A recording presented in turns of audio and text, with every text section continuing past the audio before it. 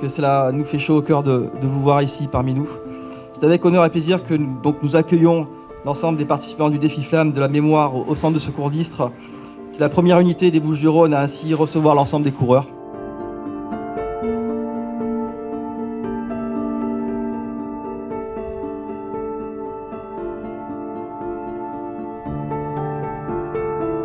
Il était normal de s'arrêter dans la commune d'Istres. Les valeurs portées par l'ensemble des participants du défi Flamme, nous les portons nous aussi. Istres les porte. Devoir de mémoire, engagement et esprit de sacrifice, parce que vous en avez fait des sacrifices. On vous a suivi sur les réseaux sociaux, par téléphone et par tous les biais de communication. Les nuits ont été courtes, les kilomètres ont été durs et votre engagement physique, vous l'avez pour vous et voilà, c'est vraiment quelque chose dont nous sommes fiers, vraiment fiers.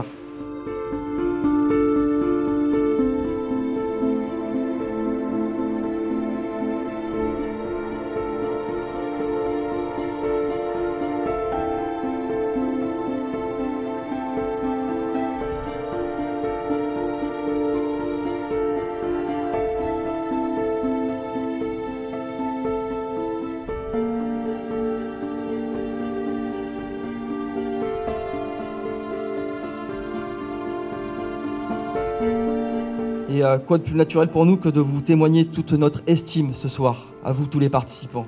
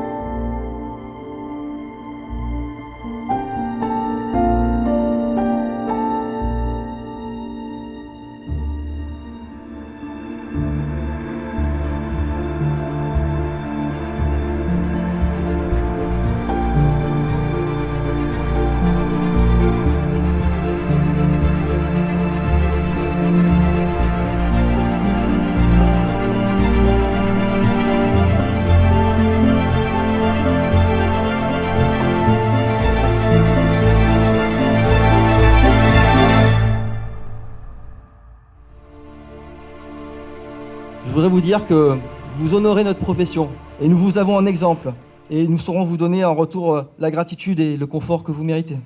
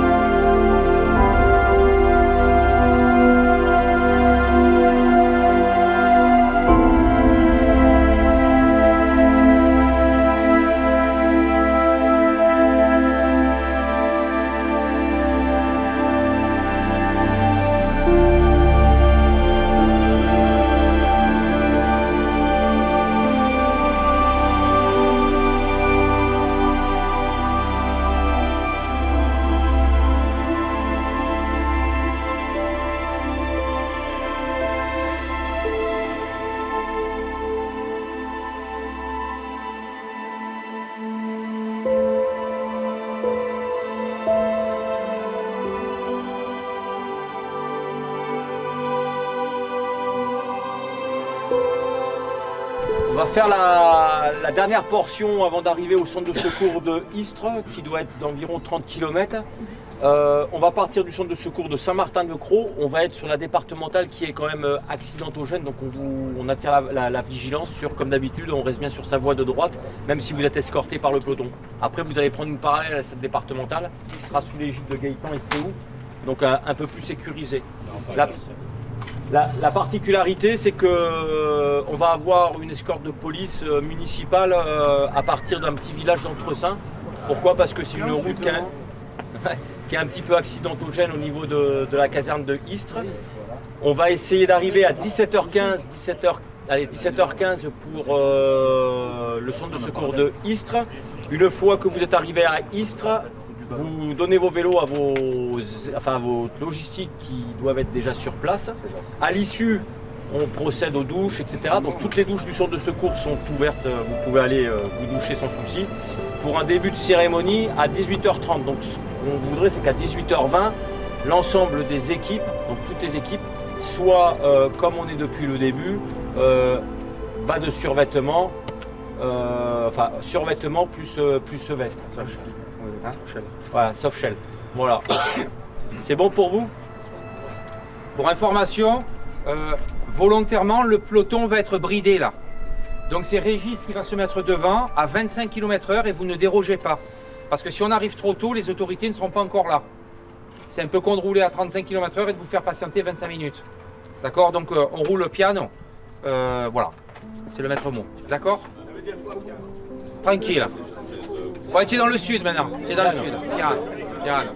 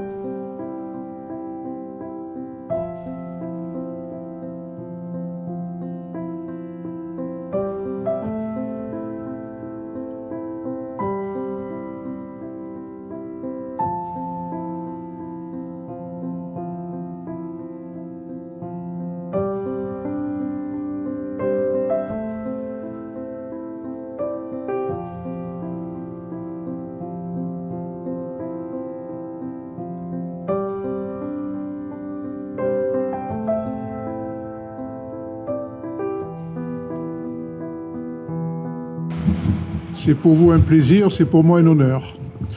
Quand un de vos collègues malheureusement décède, il y a une légitime émotion. Il y a une peine naturelle qui jaillit de nos cœurs parce que on a vraiment le sentiment que c'est quelqu'un qui a perdu sa vie en faisant un métier difficile et surtout à destination de la vie des autres.